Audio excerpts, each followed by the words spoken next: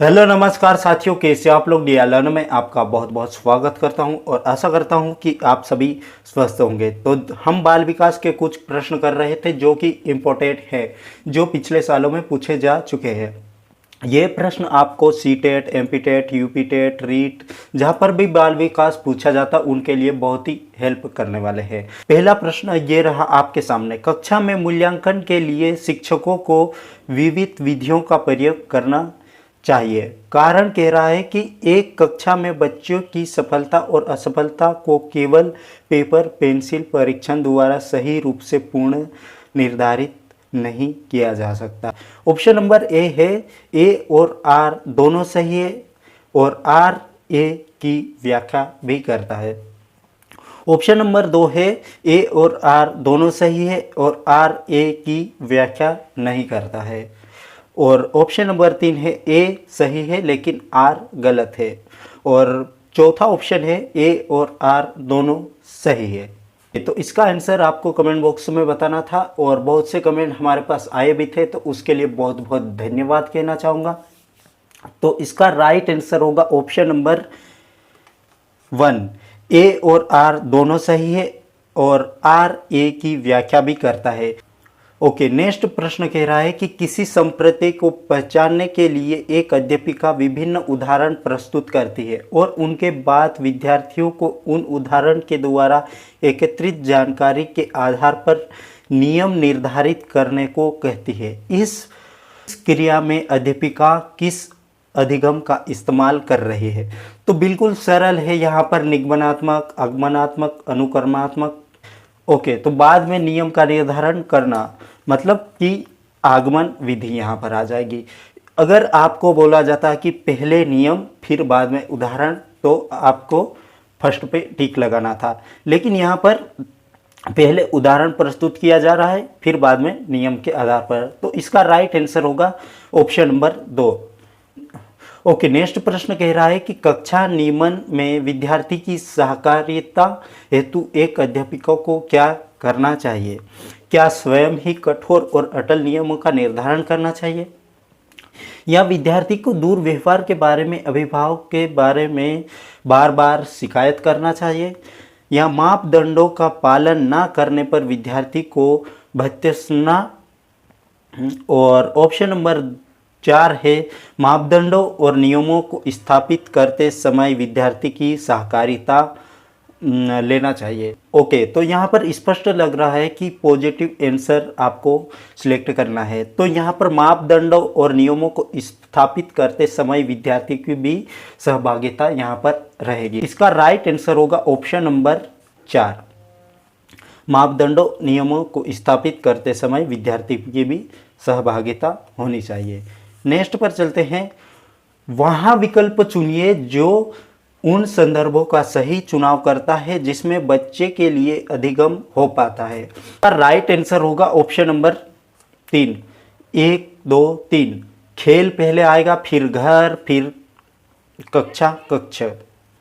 Next question है, निम्नलिखित में से कौन सी तकनीकी छात्रों में समस्या समाधान कौशल के विकास हेतु प्रभावशाली नहीं है? आपको यहाँ पर पूरा नेगेटिव आंसर देना है। मुद्दों पर चर्चा सुसज्ज करना और छात्रों को चर्चा में भाग लेने के लिए प्रोत्साहन करना। ऑप्शन नंबर 2 है, समस्या को हल करने के लिए छात्रों का विचार मंथन एवं विचार उत्पन्न करने के लिए प्रोत्साहन करना। ओके, यहाँ पर दोनों की दोनों ऑप्शन पॉजिटिव लग रहे हैं।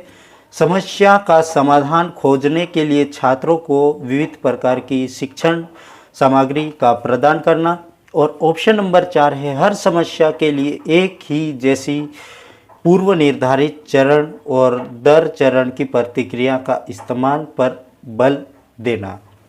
ऑप्शन नंबर पहला तो सही है, मुद्दों को चर्चा करना या सुसज्ज छात्रों से चर्चा में भाग लेना और प्रोत्साहित करना।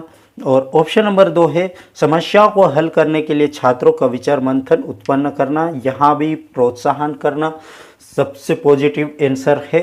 ओके, तो इसका राइट आंसर हो जाएगा ऑप्शन नंबर 4। हर समस्या के लिए एक जैसी पूर्व निर्धारित चरण और दर चरण प्रतिक्रिया को इस्तेमाल करने पर बल देना ऐसा बिल्कुल भी संभव नहीं है, क्योंकि हर समस्या अलग अलग रहती है, तो उसमें एक जैसी पूर्व निर्धारित चरण नहीं कर सकते हैं।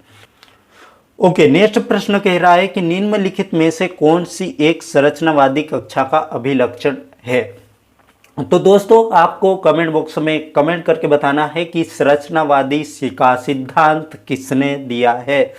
ऑप्शन नंबर 1 है अधिगम प्रतिक्रिया में अधिगमकर्ता निष्कर्ष होते हैं। ऑप्शन नंबर 2 है पुस्तक को यंत्रवाद याद करने पर अत्यधिक महत्व दिया जाना चाहिए, ऐसा बिल्कुल भी नहीं है। और ऑप्शन नंबर 3 है कक्षा में बच्चों को प्रश्न पूछने के लिए प्रोत्साहन नहीं किया जाना चाहिए, बिल्कुल भी प्रोत्साहन किया जाना चाहिए, यहाँ पर नेगेटिव आंसर हो जाएगा। और कक्षा में बच्चों को पिछले अनुभव का उपयोग नए ज्ञान की संरचना के लिए किया जाना चाहिए। बेस्ट आंसर है ऑप्शन नंबर 4। यहाँ पर कक्षा में बच्चों को अनुभव का उपयोग करके नए नए ज्ञान की रचना करना चाहिए। तो इसका राइट आंसर हो जाएगा ऑप्शन नंबर 4। ओके, नेक्स्ट प्रश्न है निम्नलिखित में से कौन सी विचारधारा बच्चे के अधिगम की अवरोध है। ऑप्शन नंबर 1 है त्रुटियां अधिगम की प्रतिक्रिया का एक हिस्सा है, बिल्कुल है। और ऑप्शन नंबर 2 है अधिगमकर्ता के लिए त्रुटियां एक लज्जा कार्य है।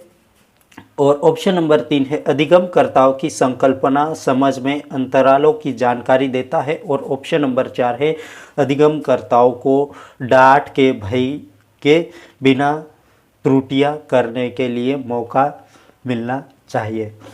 तो इसका राइट आंसर होगा अवरोध, मतलब आपको गलत बताना है। तो इसमें अधिगमकर्ता के लिए त्रुटियां करना एक लज्जाजनक कार्य है। इसका राइट आंसर ऑप्शन नंबर 2 हो जाएगा। ओके, नेक्स्ट प्रश्न है निम्नलिखित में से कौन सा बाह्य अभिप्रेरणा का एक उदाहरण है। बाह्य अभिप्रेरणा मतलब कि जो बाहर के द्वारा दी जाती है, जैसे कि हम किसी को पैसे दे दे और वो अपना काम कर दे, तो इसे बाह्य अभिप्रेरणा कहा जाता है। तो इसका राइट आंसर हो जाएगा ऑप्शन नंबर 2। यहाँ पर इनाम पाने के लिए वहाँ पर काम कर रहा है। ओके, नेक्स्ट प्रश्न है कोविड-19 महामारी के दौरान तनाव में विद्यार्थी के प्रदर्शन को नकारात्मक रूप से प्रभावित किया है। यहाँ निम्नलिखित में से किस प्रबंधक करता है। ओके, ऑप्शन नंबर 1 है प्रतियोगिता और संज्ञान। और ऑप्शन नंबर 2 है संज्ञान और संवेग। और ऑप्शन नंबर 3 है आनुवांशिकता निष्पादन। और ऑप्शन नंबर 4 है आनुवांशिकता और वातावरण। कोई प्रतियोगिता यहाँ पर नहीं है, तो इसका गलत आंसर हो जाएगा। यहाँ पर आनुवांशिकता निष्पादन ये भी गलत हो जाएगा। और आनुवांशिकता वातावरण और आनुवांशिकता का कोई प्रभाव नहीं पड़ रहा है। यहाँ पर संज्ञान और संवेग के द्वारा यहाँ पर प्रभाव और बाधक करता है। ओके, तो इसका राइट आंसर ऑप्शन नंबर 2 हो जाएगा। नेक्स्ट प्रश्न है जो कि आपके लिए है, इसका आंसर आपको कमेंट बॉक्स में कमेंट करना होगा, जिस प्रकार के हम एक प्रश्न लास्ट में पूछते हैं। तो इसका राइट आंसर आपको कमेंट बॉक्स में कमेंट करना होगा। और आज के लिए बस इतना ही। और अगर आप हमारे चैनल पर नए हैं तो चैनल को सब्सक्राइब कर ले। और MP TET, C TET, UP TET, REET किसी भी की तैयारी कर रहे हैं तो यहाँ प्रैक्टिस के लिए हमारे पास आ सकते हैं। और EVS का भी हम क्लास लेना शुरू करने वाले हैं, जो कि हमने सिलेबस बताया, एक एक टॉपिक के प्रश्न डेली आने वाले हैं। तो चैनल को सब्सक्राइब करें और बेल आइकन को प्रेस करें। और मिलते हैं अगले वीडियो में, तब तक के लिए नमस्कार, जय हिंद, जय भारत।